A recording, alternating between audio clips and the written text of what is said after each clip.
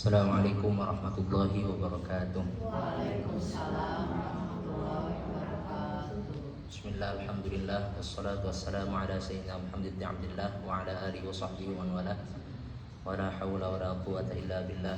Rabbi shrah li sadri wa yassir li amri wa hlul 'uqdatam min lisani yafqahu qawli, amma ba'd. Allahumma akrimna bi nuril ilm wa zayyin akhlaqana bil hilm waj'alna minar rasyidin. Alhamdulillah, bapak-bapak dan ibu-ibu sekalian, pada pertemuan pertama ini di Majelis Ta'lim Raudhatul Azhar sama-sama membaca salah satu kitab. Nanti insyaallah yang akan kita baca 2 kitab, masing-masing kurang lebih 20 menit. Setelah itu nanti ada pertanyaan. Yang pertama adalah kitab Arba'in Nawawiyah. Kitab Arba'in Nawawiyah itu kitab menjelaskan kitab Arba'in Nawawiyah dan kitab Ar-Risalah Al-Jami'ah, yang mana kitab Arba'in itu berisi tentang 42 hadis yang dirangkum oleh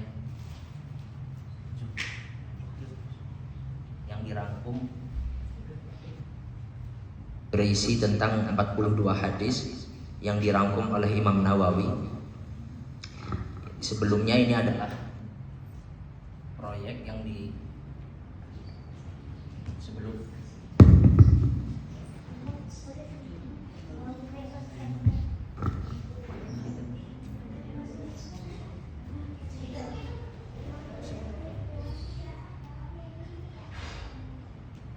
Sebelumnya kitab ini adalah Imam Ibnu Shalah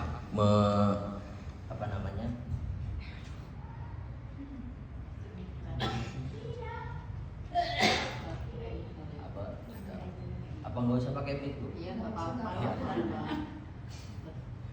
Bismillahirrahmanirrahim. Ini kitab Arba'in Nawawiyah, karyanya Imam Nawawi. Isinya tentang hadis-hadis Nabi, supaya kita termasuk dalam golongan orang-orang yang didoakan oleh Rasulullah dalam hadisnya, naddarallahu imra'an sami'a maqalati fawa'aha fa'addaha kama sami'aha. Yang artinya di hadis ini Rasulullah mendoakan naddarallahu imra'an, semoga Allah mencerahkan wajah orang-orang yang mendengar hadisku, kemudian memahaminya dan menyampaikan ke orang setelahnya sebagaimana apa yang dia dengar. Hadis Arba'in Nawawiyah ini sangat terkenal, ditulis oleh Imam Yahya ibn Sharaf An-Nawawi. Ini orang Syria, lahir di Nawa, di daerah Nawa, termasuk salah satu desa di provinsi Golan atau di Syria, di daerah pegunungan. Beliau lahir pada tahun 631 Hijriah. 631 Hijriah. Orangnya kurus karena beliau itu sangat zuhud. Ini termasuk ulama besar dalam mazhab Syafi'i. Beliau adalah dikenal dengan Al-Munaqqih Al-Awwal, atau yang memilih ucapan-ucapan atau pendapat-pendapat yang sesuai dengan kaidah yang diungkapkan oleh Imam Syafi'i, atau Munaqqih Ats-Tsani setelah sezaman dengan Imam Rafi'i. Ada 2 orang ulama besar, Imam Rafi'i dan Imam Nawawi. Beliau lahir pada tahun 631 Hijriah. Karya-karyanya dibaca oleh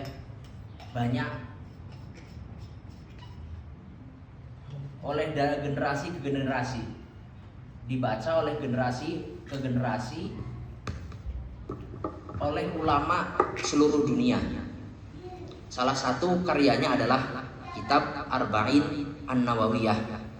Imam Nawawi ini kalau menjelaskan tentang beliau tidak akan ada habisnya, karena umur beliau sangat singkat, 45 tahun.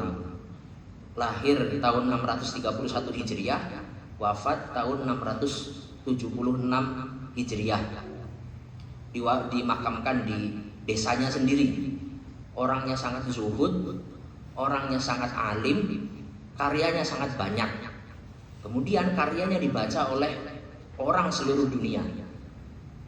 Kitab paling tersebar di seluruh dunia setelah Al-Quran, buku paling banyak dibeli setelah Al-Quran adalah kitab Riyadhus Shalihin, yang hampir penjualannya itu sangat besar di seluruh dunia. Banyak sekali orang-orang yang memiliki kitab Riyadhus Shalihin ini, baik terjemahan ataupun yang berbahasa Arab. Salah satu karya beliau adalah kitab ini, kitab Arba'in An-Nawawiyah, berisi tentang 40 hadis Nabi, atau 42 yang sebelumnya beliau menyempurnakan karya milik Ibnu Shalah. Ibnu Shalah menulis kitab hadis, mengumpulkan hadis, jumlahnya 26 hadis. Kemudian disempurnakan oleh Imam Nawawi menjadi 42. Disempurnakan lagi oleh ulama setelahnya, Ibnu Rajab Al-Hambali, ditulis menjadi 50 hadis. Hadis ini, Arba'in Nawawi, memiliki keistimewaan tersendiri dibanding kitab hadis-hadis lain. Ada ulama yang mengarang 40 hadis dalam hal adab. Ada ulama yang mengarang 40 hadis dalam permasalahan khutbah. Ada ulama yang mengarang hadis dalam nasihat-nasihat. Nah, Imam Nawawi ingin memiliki satu kekhususan, yaitu 40 hadis yang semuanya membahas tentang qawaid al-Islam, yang mana ringkasan dari agama Islam itu tercakup dari 42 hadis ini. Yang mana sebagian ulama mengatakan hadis ini thuluthul ilmi, atau setengah dari agama. Maka insya Allah nanti kitab ini yang akan kita bacakan, ulama yang mensyarah kitab ini sangat banyak, 200 lebih ulama-ulama yang mensyarah kitab Arba'in Nawawi. Beliau sendiri menulis syarah dari kitab ini. Bismillahirrahmanirrahim. Kita mulai sama-sama membaca muqaddimah dulu, punya milik Imam Nawawi. Di sini dimulai dengan Alhamdulillahirabbil alamin qayyumis samawati wal ard mudabbiril khalaiqi ajma'in ba'ithir rusul salawatu wassalamu alaihi ilal mukallafin li hidayatin wa bayani syara'iddin. Di sini Imam Nawawi memulai dengan pembukaan, memulai dengan tujuan beliau mengarang 40 hadis ini, yang mana diriwayatkan dari Ali bin Abi Thalib dan Abdullah bin Mas'ud wa Mu'adz bin Jabal dan lain-lain, yang mengatakan man hafidhu ala ummati arba'ina haditsan min amri diniha ba'athahu Allahu yaumal qiyamah fi zumratil fuqaha wal ulama.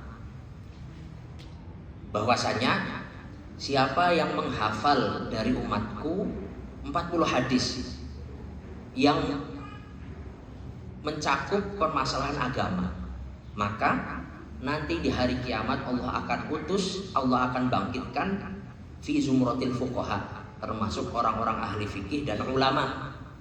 Meskipun kata Imam Nawawi sendiri mengatakan, atau riwayat hadis ini bermacam-macam. Ada yang ba'athahullahu fi zumratil ulama, ada yang ba'athahullahu faqihan aliman, dan lain-lain. Ada yang wa kuntu lahu yaumal qiyamati syafi'an wa syahida. Dan Imam Nawawi sendiri mengatakan bahwasanya wattafaqul huffaz ala annahu haditsun dhaif. Secara periwayatan hadis ini itu adalah hadis dhaif. Secara periwayatan ini adalah hadis dhaif. Tetapi gara-gara banyak yang meriwayatkan hadis ini, derajatnya bisa naik dari dhaif menjadi hasan li ghairi. Nah, maka Imam Nawawi di sini di Muqaddimah menjelaskan motivasi beliau dalam mengarang hadis ini atau dalam mengumpulkan 42 hadis ini, yaitu apa? Wa qad istakhartullaha jam'a arba'ina haditsan iqtidaan biha ula'il a'immatil a'lam. Wa qad ittafaqal ulama ala jawazil amal bil haditsid dha'if.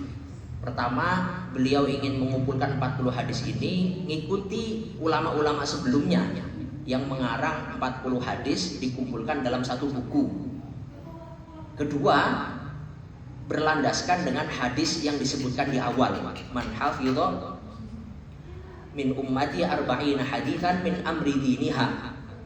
Meskipun hadis itu dhaif, tetapi ulama sepakat boleh menggunakan hadis dhaif dalam fadhailul a'mal. Tetapi kemudian dikomentari oleh Imam Nawawi bahwasanya yang beliau jadikan landasan yang di awal saya sebutkan tadi, hadis tentang wal yuballigh asy-syahidu minkum al-ghaib, atau hadis lain, hadis sahih yang mengatakan naddarallahu imra'an sami'a maqalati.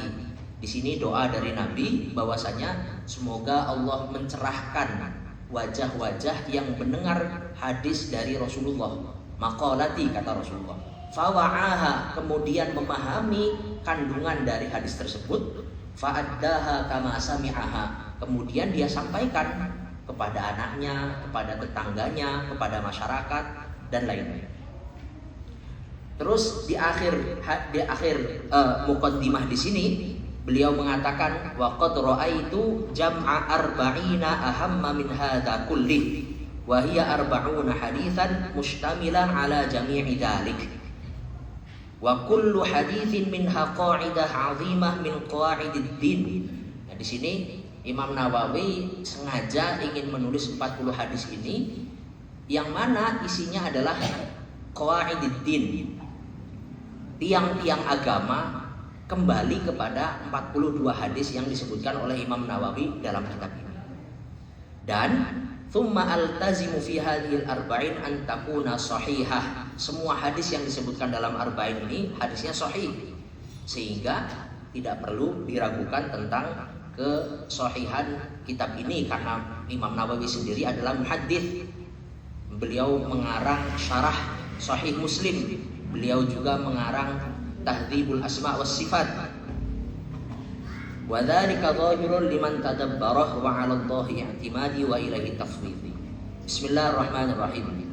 Kita mulai membaca hadis pertama yang disebutkan oleh Imam Nawawi dalam kitab Arba'in, yaitu hadis tentang innamal a'malu binniyat.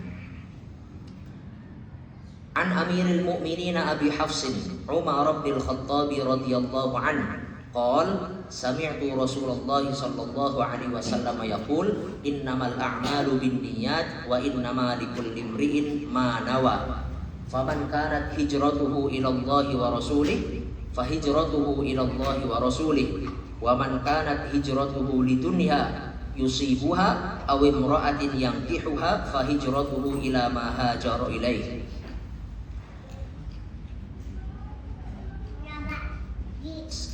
Saya terjemahkan dulu. Hadis ini diriwayatkan dari Amiril Mukminin Umar bin Khattab radhiyallahu anhu. Beliau mendengar dari Rasulullah. Rasulullah bersabda, "Innamal a'malu binniyat."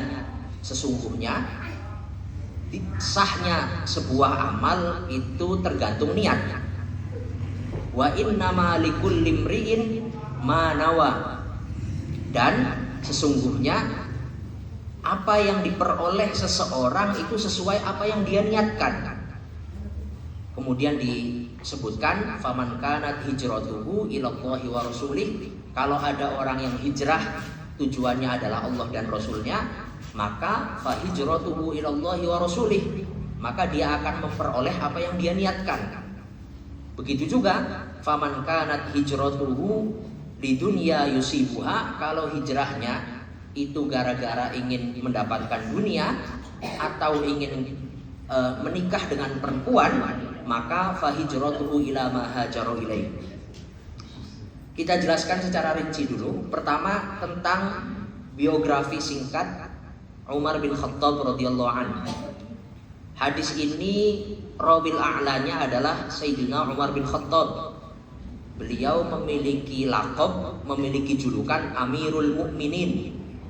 Amirul Mukminin itu berarti pemimpinnya orang-orang mukmin. Maka Umar bin Khattab itu orang pertama yang dijuluki Amirul Mukminin. Karena setelah Nabi wafat digantikan oleh Abu Bakar Siddiq. Abu Bakar Siddiq, tetapi dulu julukannya adalah Khalifatu Rasulillah, orang yang menggantikan Rasulullah. Beliau menjadi khalifah 2,5 atau 2,5 tahun. Abu Bakar Siddiq dari mulai tahun 11 Hijriah sampai tahun 13,5 Hijriah. Setelah Sayyidina Abu Bakar wafat, digantikan oleh Sayyidina Umar Ibnul Khattab. Nah, karena kepanjangan, kalau pakainya khalifati Rasulillah, pengganti dari penggantinya Rasulullah, akhirnya sudah pakai istilah lain saja, yaitu Amirul Mukminin, pemimpinnya orang-orang mukmin. Sayyidina Umar bin Khattab ini di awal Islam, beliau sangat memusuhi Islam, termasuk pegulat, termasuk premannya orang Quraisy, itu Umar bin Khattab. Makanya Nabi sempat berdoa, Allahumma a'izzal Islam bi ahadi Umarain atau bi ihda Umarain. Ya Allah, muliakanlah agama Islam ini dengan salah satu dua Umar, yaitu Umar bin Khattab karena keker badannya, orangnya berani, atau dengan Amr bin Hisham. Amr bin Hisham itu adalah Abu Jahal.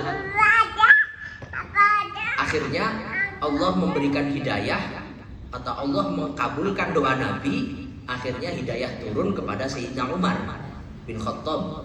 Beliau masuk Islam tahun 7 Ba'dal Bi'tsah, yaitu tahun 7 setelah Nabi diutus di Mekah, di periode Mekah. Setelah Sayyidina Umar masuk Islam, Islam menjadi kuat. Dan Sayyidina Umar lah awal mula orang yang menuliskan tanggalan Hijriah.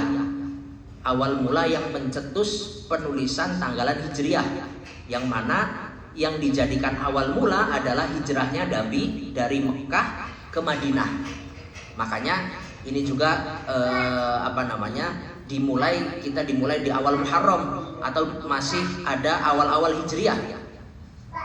Pengajian ini, dan dulu yang mencetuskan awal mula penanggalan Islam itu Sayyidina Umar. Karena ketika nulis surat ke gubernur-gubernur, ketika tidak ada tanggalnya, bingung, ini surat tanggal berapa, baru sampai kapan, dikirim hari Ahad misalnya, sampainya hari Rabu, ternyata perintahnya sudah beda. Makanya dicetuskan ada penanggalan yang dijadikan awal mula tahun Hijriah adalah awal mula Nabi hijrah dari Mekah ke Madinah. Maka itu sudah terjadi sekitar 15 abad yang lalu. Peristiwa ini yang dijelaskan dalam hadis ini, yaitu hijrah dari Mekah ke Madinah. Dan Umar bin Khattab menjadi khalifah atau menjadi Amirul Mukminin setelah Sayyidina Abu Bakar selama 10 tahun. Selama 10 tahun beliau yang menaklukkan Mesir, yang menaklukkan banyak daerah di masa kepemimpinan Umar bin Khattab.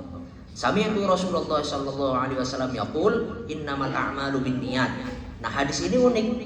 Hadis ini kalau dalam istilah muhaddits atau dalam istilah mustalah hadis itu kan definisinya ma udhifa ilan nabi min qaulin au fi'lin au taqrir, apa yang dinisbatkan kepada Rasulullah, baik berupa ucapan, tindakan, ataupun ketetapan. Maka ini termasuk sunnah qauliyah namanya. Sunnah qauliyah, atau apa yang diucapkan oleh Rasulullah, sesuatu yang diajarkan oleh Rasulullah kepada sahabatnya. Atau ada juga sunnah fi'liyah, apa yang dilakukan oleh Rasulullah, oleh sahabat dilihat, kemudian diceritakan kepada orang setelahnya.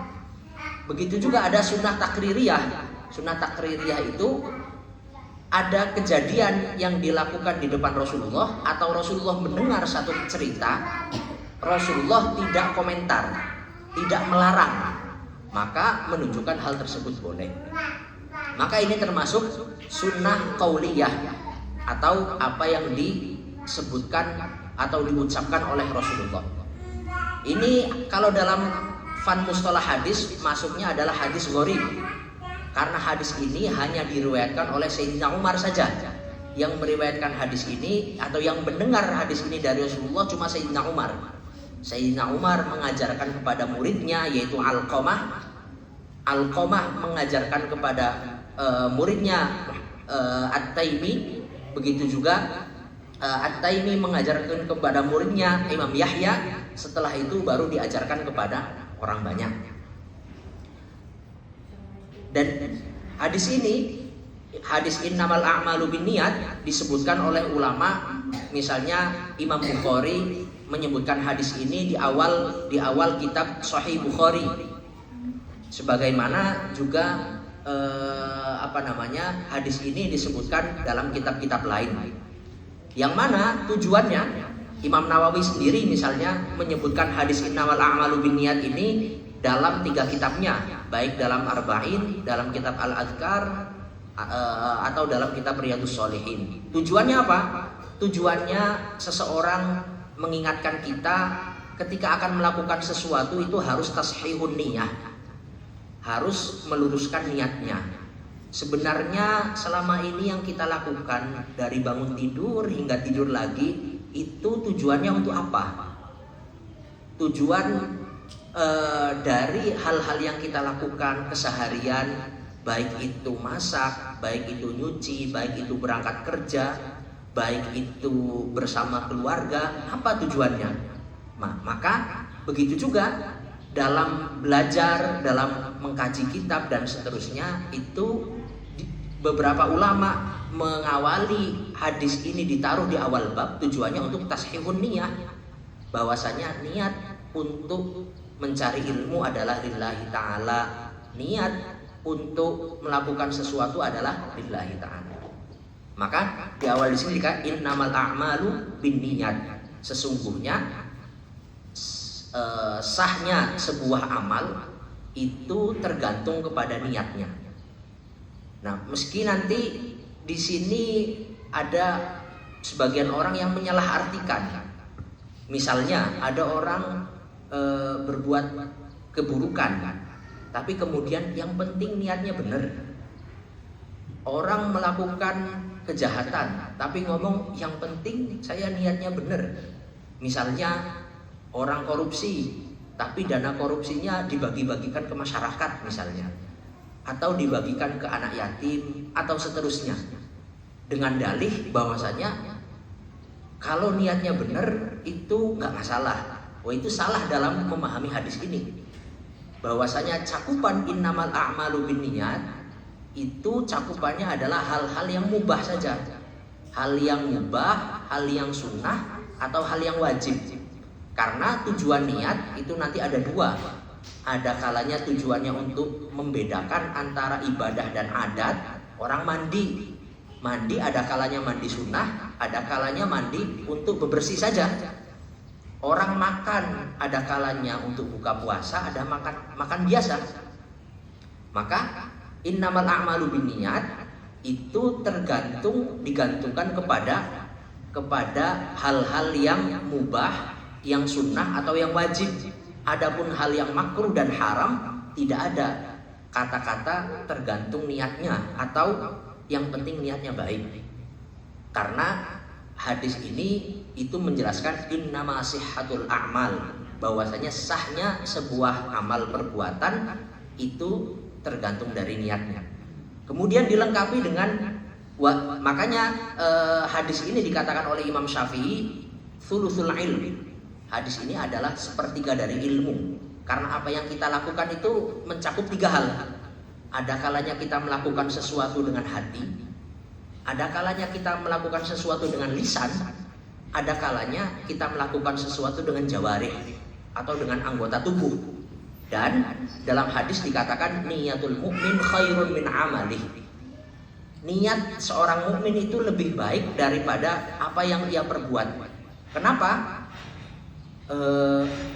Orang muslim itu kalau masuk surga karena rahmat Allah, masuk surganya itu selamanya. Padahal ketika hidup di dunia, dia cuma selama 60 tahun, 70 tahun ibadah yang dia lakukan. Kemudian kok balasannya selamanya? Padahal amal yang dia lakukan selama di dunia itu terbatas, hanya dalam umur tertentu. Itu karena niatnya. Sirnya seorang mukmin mendapatkan pahala surga selamanya, seorang kafir disiksa di neraka selamanya, itu gara-gara niat. Seorang mukmin seandainya hidup selamanya, maka di hatinya yang ada adalah akan beribadah kepada Allah selamanya. Sholat setiap waktu, beribadah seperti baca Quran, zikir dan seterusnya setiap waktu selama dia masih diberikan kesempatan oleh Allah. Maka balasan masuk surga selamanya itu adalah balasan dari niyatul mukmin khairun min amalih. Begitu juga orang kafir, kalau dia diberikan kesempatan hidup selamanya, maka dia akan berbuat keburukan pun selamanya, sehingga balasan di akhirat pun masuk neraka selamanya.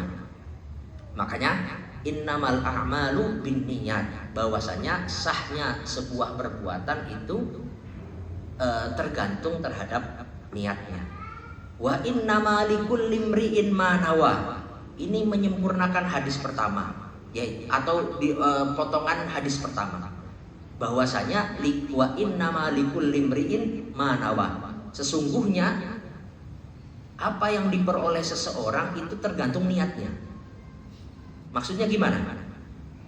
Satu perbuatan baik, kalau memang kita meniatkan banyak niat kebaikan, niatnya berlipat ganda. Niatnya menjadi berlipat ganda. Misalnya kita sedekah ke orang lain. Kita ketika bersedekah ke orang lain diniatkan untuk membantu orang yang susah. Ketika mensedekahkan ke orang lain diniatkan untuk memberi makan orang tersebut, diniatkan untuk memudahkan kebutuhan orang tersebut, diniatkan hal-hal yang baik. Ketika bersedekah ke keluarga maka diniatkan dengan silaturahim, diniatkan menyambung silaturahim, menyambung keluarga, menyambung hubungan tetangga dan seterusnya, maka pahala itu double. Makanya mempelajari niat dan melipat gandakan niat dalam satu perbuatan itu menjadi kunci orang bisa mendapatkan pahala banyak dari kegiatan yang biasa. Orang tidur diniatkan untuk supaya besoknya bangun sholat subuh, supaya kuat beribadah, supaya kuat untuk mencari rezeki yang halal dan seterusnya, maka tidurnya dianggap ibadah. Yang tadinya tidur tersebut termasuk mubahat. Makanya wa innama likulli imri'in ma nawa, bahwasanya sesuatu yang diperoleh seseorang itu tergantung apa yang diniatkan. Bahkan Ibnul Hajj dalam kitabnya Al-Madkhal ila Syariah mengatakan niat buka pintu ketika ada tamu, misalnya Assalamualaikum, niat buka pintu itu bisa diniatkan 27 niat. Baik itu nanti memuliakan tamu, atau kalau tamunya minta makan kita kasih makan, kalau tamunya mau minum dikasih minum dan lain-lain. Niatnya bisa 27 untuk buka pintu saja. Meskipun padahal dalam prakteknya yang kita lakukan cuma satu, misalnya ketika dibuka ternyata tamu, kita terima. Ternyata yang datang adalah tukang ngirim paket, ya kita terima paketnya dengan senyum, dengan dan lain sebagainya. Faman kanat hijratuhu ilallahi wa rasulih fa hijratuhu ilallahi wa rasulih. Hadis ini ada ceritanya, ada sababul wurud namanya. Ada cerita hadis bahwasanya ketika hijrah, Nabi hijrah dari kota Mekah menuju Madinah, itu ada seorang laki-laki punya kekasih di Madinah. Kekasihnya namanya Ummu Qais. Dia punya calon pengantin. Nah, Ummu Qais ini mensyaratkan kepada laki-laki tersebut, kalau mau nikah kamu harus pindah ke Madinah. Saya nggak mau nikah kalau kamu masih di Mekah. Akhirnya orang tersebut niat hijrah dari Mekah ke Madinah, itu niatnya untuk nikah dengan Ummu Qais. Makanya dikenal dengan Muhajir Ummi Qais. Padahal peristiwa hijrah itu kan peristiwa yang sangat mulia. Karena dengan adanya hijrah tersebut, Islam menjadi tersebar, menjadi cikal bakal. Islam itu tersebar ke seluruh dunia. Artinya tersebarnya Islam ke seluruh dunia sampai ila yaumil qiyamah, itu sahabat yang ikut hijrah kecipratan pahalanya. Tetapi lagi-lagi karena niat masing-masing perbedaan tersebut, maka pahala pun berbeda. Maka Muhajir Ummi Qais ini ketika hijrah dari Mekah ke Madinah niatnya untuk nikah dengan Ummu Qais, maka ya cuma itu yang dia dapatkan. Tidak mendapatkan pahala besar yang diperoleh sahabat-sahabat yang lain. Makanya di sini dikatakan faman kanat hijratuhu ilallahi wa rasulih. Kalau memang seseorang hijrah karena Allah dan karena Rasulnya, berpindah dari kota Mekah dan kota Madinah, itu dulu perjalanan jalan kaki atau menggunakan kendaraan hewan, menggunakan onta, kuda atau keledai, mungkin sekitar 3 hari perjalanan. Kalau peristiwa Rasulullah hijrah dari kota Madinah ke kota Mekah memakan waktu 2 minggu, karena beliau tidak melewati jalan yang biasa dilalui.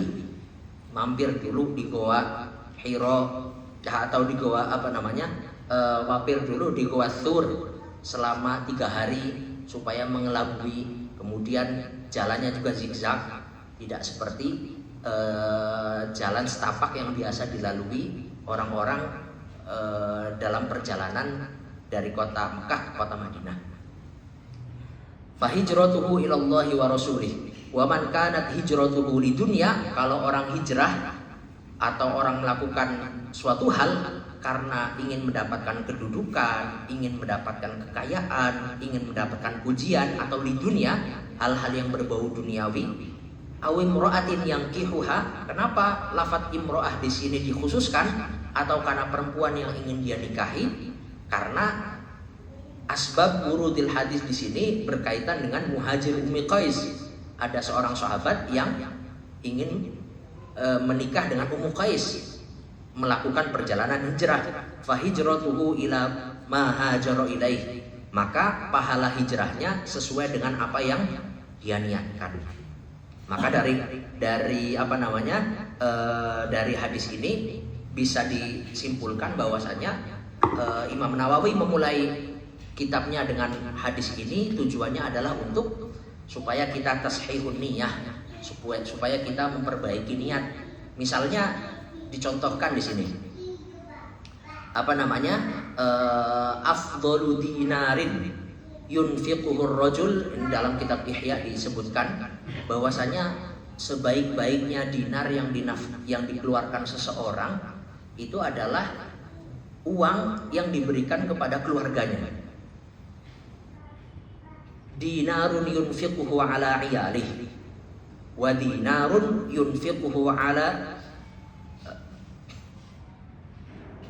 dabbatihi fi sabilillah wa dinarun yunfiquhu ala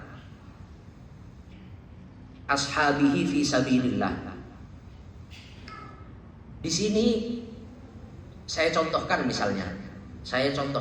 bahwasannya tentang niat.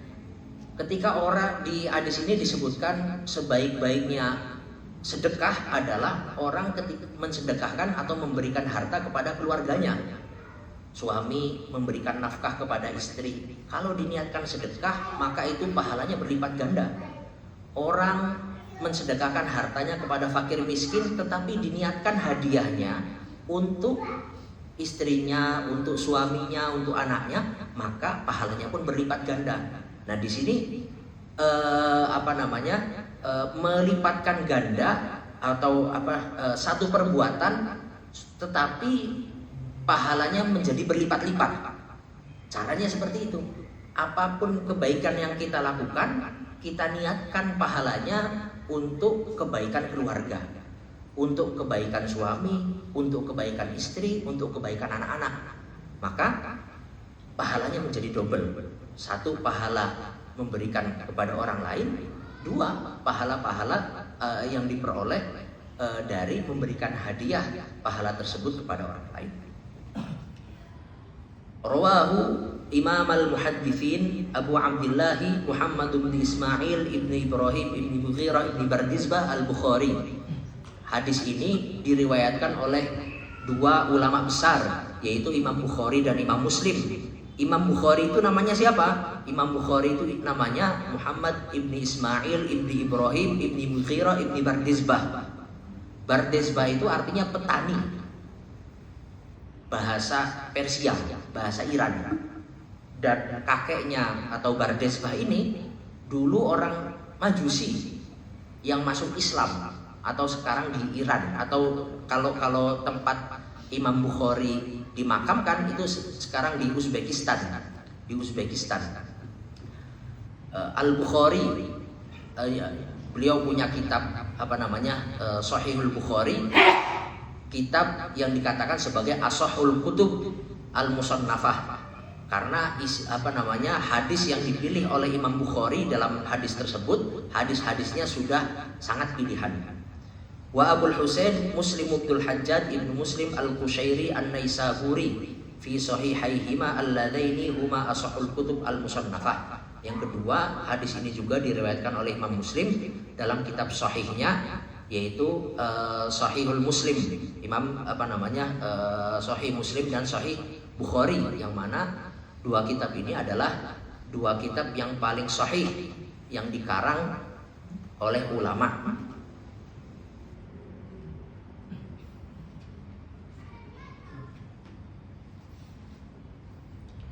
Maka dari pembahasan niat ini, ulama membahas ada namanya maratibul qasdi. Ulama membahas dalam pembahasan niat itu ada 5 maratibul qasdi. Orang punya tujuan itu ada 5 tingkatan. Pertama dinamakan hajis.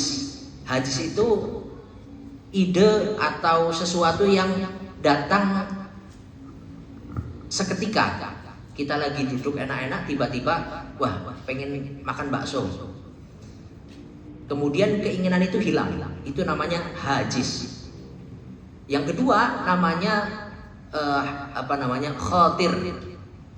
Khatir itu ketika keinginan tiba-tiba kemudian datang lagi. Tidak hanya sekali saja. Lagi duduk-duduk pengen makan bakso, terus hilang, lupa, kemudian ingat lagi, tadi saya pengen makan bakso. Itu masih namanya khatir, tingkatan kedua. Tingkatan ketiga namanya hadithun nafsi. Kita sudah berdiskusi dengan diri sendiri. Enaknya keluar ini makan bakso, makan seblak, atau makan yang lain. Itu namanya hadithun nafsi. Kita diskusi dengan diri sendiri, mana yang mau kita pilih. Makanan yang menu-menu yang mau kita pilih ini yang mana? Antara yang ada. Itu namanya hadithun nafsi. Kemudian yang keempat itu namanya hammun. Ham itu ketika kita sudah menentukan pilihan. Maka di antara 3 pilihan, misalnya mau makan bakso, mau makan seblak, atau mau makan soto misalnya. Mau makan bakso saja. Itu namanya ham. Yang kelima tingkatannya adalah azam atau niat. Yang kelima itu tingkatannya adalah niat. Niat itu kapan? Ketika kita sudah menentukan pilihan, Kemudian kita sudah siap-siap berangkat, nyiapin uangnya, ambil kunci motor, sudah mau berangkat untuk melakukan hal tersebut. Di antara 5 marotib ini, keempat martabah itu tidak ada pertanggungjawaban, tidak ada hisab. Baik itu hajis, khatir, hadisun nafsi atau ham, itu kalau orang punya niat buruk misalnya dalam hatinya, saya pengen mukul orang itu misalnya, di dalam hatinya, tapi dia tidak ngomong juga tidak melakukan, masih dalam marotib yang keempat, yaitu baik itu hajis, hanya niat seketika saja, atau khotir, niatnya datang 2 kali, 3 kali, atau yang hadisun nafsi misalnya, sudah didiskusikan, ini mau saya pukul, mau saya cinta kamu, apa mau saya jewer ya, saya kesel sama orang ini misalnya, atau sampai ham, sudah mau sudah nentuin, saya jewer aja misalnya. Nah, keempat derajat ini atau keempat marotibul qasdi ini tidak dosa, tidak mendapatkan dosa. Kalau seseorang, kalau dalam hadisnya, man hamma bihasanatin fa'amilaha falahu asyru hasanah.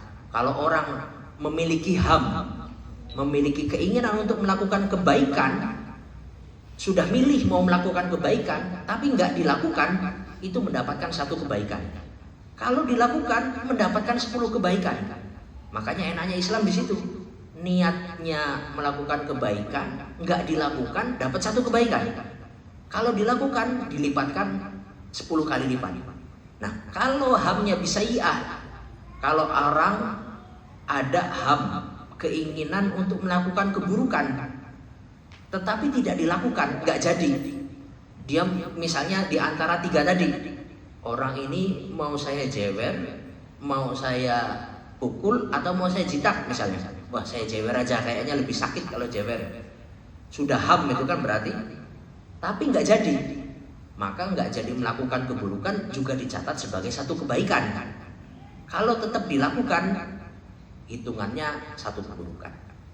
Maka yang mendapatkan atau yang terkena hisab itu cuma 1, ketika niat. Dalam 5 marotibul qasdi yang mendapatkan hisab, pertanggungjawaban itu di bab niat. Orang sudah mau melakukan sesuatu, sudah didiskusikan dalam diri sendiri, sudah ada niatan, sudah siap-siap, maka dia akan terkena tanggung jawab. Kalau yang akan dia lakukan adalah kebaikan, maka dicatat kebaikan. Kalau yang akan dia lakukan adalah keburukan, dicatat keburukan. Misalnya, orang mau melakukan keburukan, atau orang ingin melakukan kebaikan. Saya pengen berangkat pengajian, atau saya ingin berangkat haji dan umroh misalnya. Sudah menyiapkan bekal, sudah siap-siap, sehat secara fisik, ada biaya. Kemudian kemarin misalnya corona, pemerintah menetapkan untuk tidak memberangkatkan haji atau umroh, maka niat tersebut sudah dicatat karena tidak menghalangi untuk nggak jadi, kecuali gara-gara ada hal lain. Sudah niat untuk berangkat pengajian, hujan besar misalnya.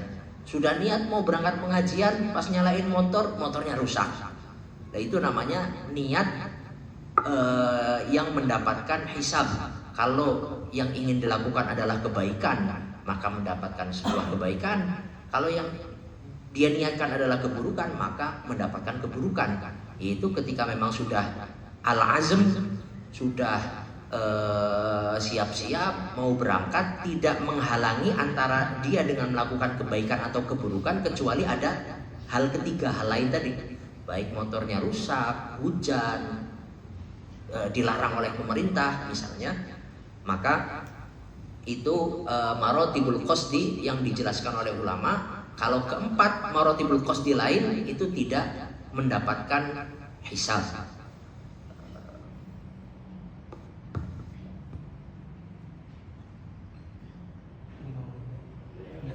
Apa? Oh, untuk apa namanya?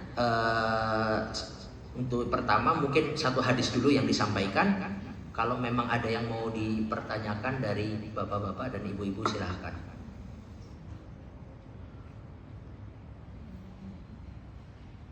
Gini tuh Kak, apa kalau yang wajib itu kan puasa Ramadan ya.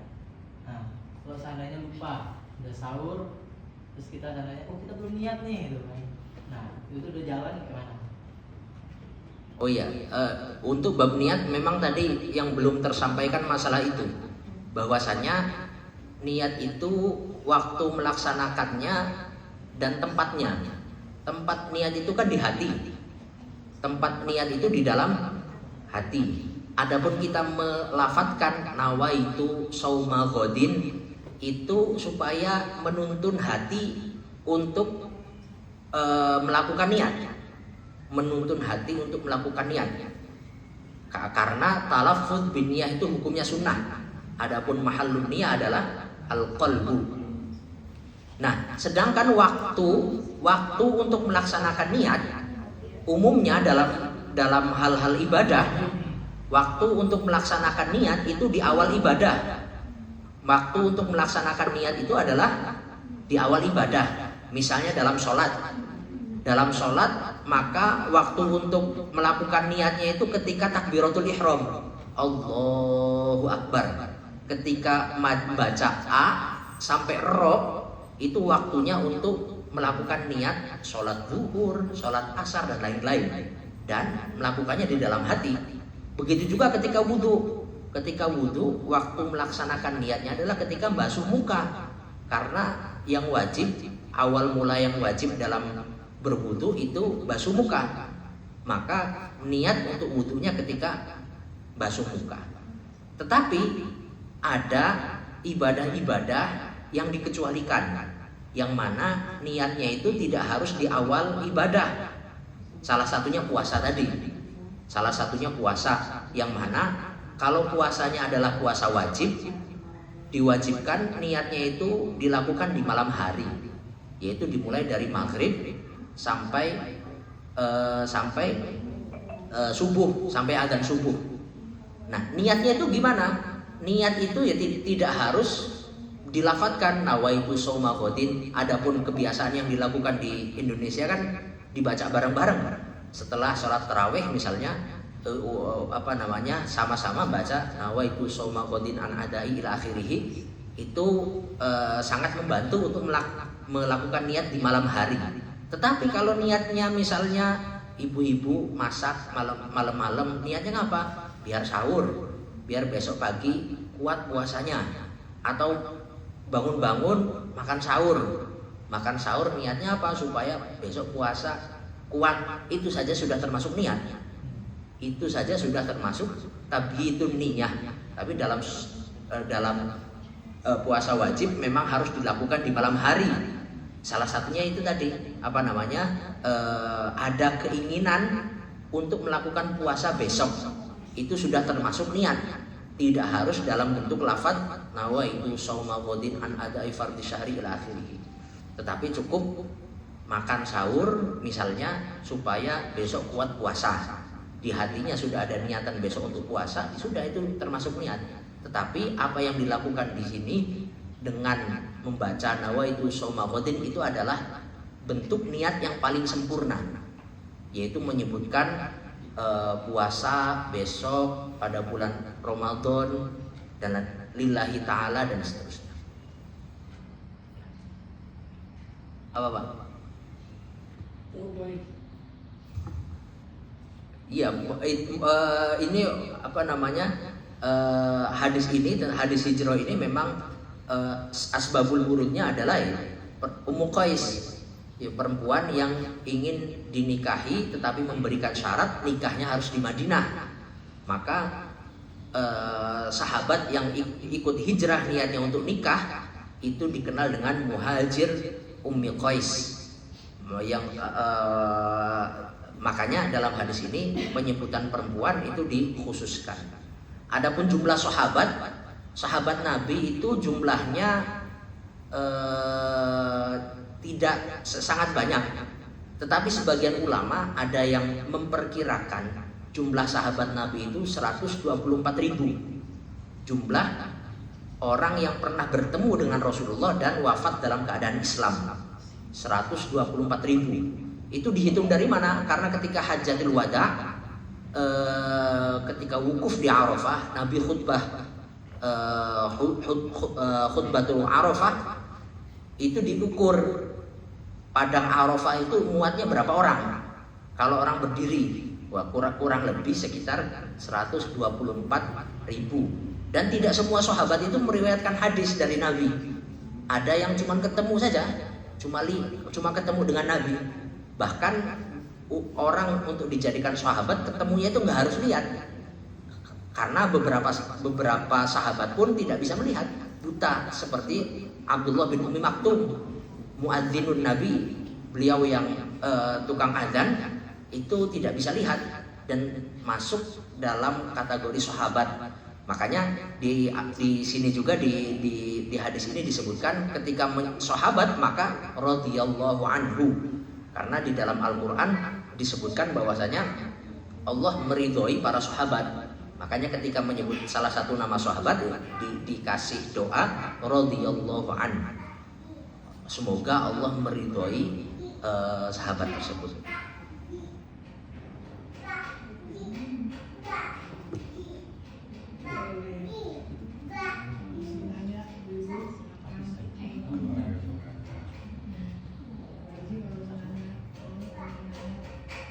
Tadi saya mendengar bahwasanya dari 5 niat 1 yang diperlukan, 4 tidak. Seandainya yang di antara 4 ini ada niat buruk, itu kan nggak juga. Terus tapi niat yang tidak dilakukan dapat pahala. Nah, bagaimana kalau ada orang kita niat buruk aja kita lakukan, niat buruk aja kita lakukan, itu bagaimana? Kan tadi ada 5 niat, yang 4 niat yang tidak dicatat kalau tidak dilakukan walaupun yang dilakukan. Tadi bilang gitu katanya kalau ada niat buruk dari salah satu 4 niat tadi tapi tidak dilakukan ya dapat pahala. Nah, bagaimana kalau ada orang melakukan itu niat buruk, kan kalau nggak dapat dapat pahala, udah dia buruk aja dapat pahala itu seandainya. Itu bagaimana?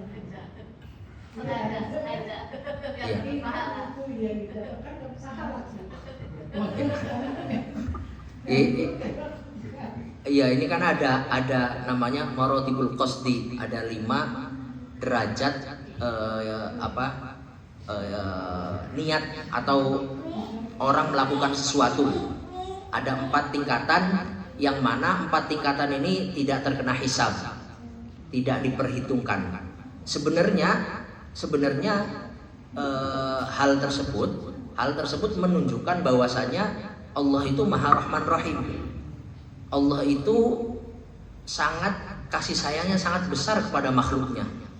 Bahwasanya Allah yang Maha tahu bahwasanya manusia itu punya hawa nafsu, manusia itu punya syahwat, punya emosi, yang mana mungkin saja dalam kejadian sehari-hari dalam 4 marotib ini dia ingin melakukan kejahatan ke orang lain, tapi ketika kejahatan itu tidak jadi dia lakukan, maka tetap dihitung 1 pahala. Cuma yaitu kalau memang mau ngakal-ngakali dapat pahala yo paling enak ngakal-ngakalinya niatnya kebaikan. Paling enak ngakalinya niatnya kebaikan. Karena kalau kita niat berbuat baik kepada orang lain, ketika tidak jadi dilakukan, maka sudah dicatat 1 kebaikan. Kalau jadi, dicatatnya 10 kebaikan. Kalau memang mau hitung-hitungan rugi untung, ya lebih untung orang yang niat melakukan kebaikan. Karena kalau memang jadi melakukan kebaikan, dicatatnya 10 kali lipat. Dan yaitu lagi-lagi orang itu kalau melakukan kebaikan dan keburukan kan tergantung apa yang dia pikirkan. Kalau yang dia pikirkan selalu keburukan, ya pada akhirnya melakukannya juga. Tapi sebaliknya, kalau orang yang dipikirkan itu adalah kebaikan, maka yang dia lakukan adalah kebaikan. Cukup sekian, kurang lebihnya mohon maaf. Wallahul muwaffiq ila aqwamit thoriq. Kita sama-sama mendoakan semoga apa yang kita lakukan ini adalah mendapatkan ridho Allah.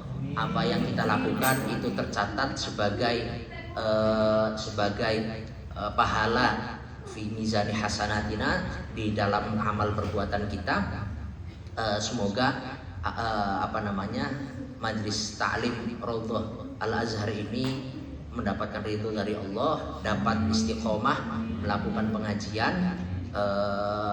Kita sama-sama bacakan Al-Fatihah, kemudian diakhiri dengan baca Ya Rabbi bil Mustafa. Bidullah safat wassalamualaikum wa ala ma nawaw salaf salih fi qiraatil kutub law min al-Fatihah. A'udzu billahi minasyaitonir rajim. Bismillahirrahmanirrahim. Alhamdulillahirabbil alamin. Arrahmanir rahim. Maliki yaumiddin. Iyyaka na'budu wa iyyaka nasta'in. Shiratal ladzina an'amta 'alaihim ghairil maghdubi 'alaihim waladdallin.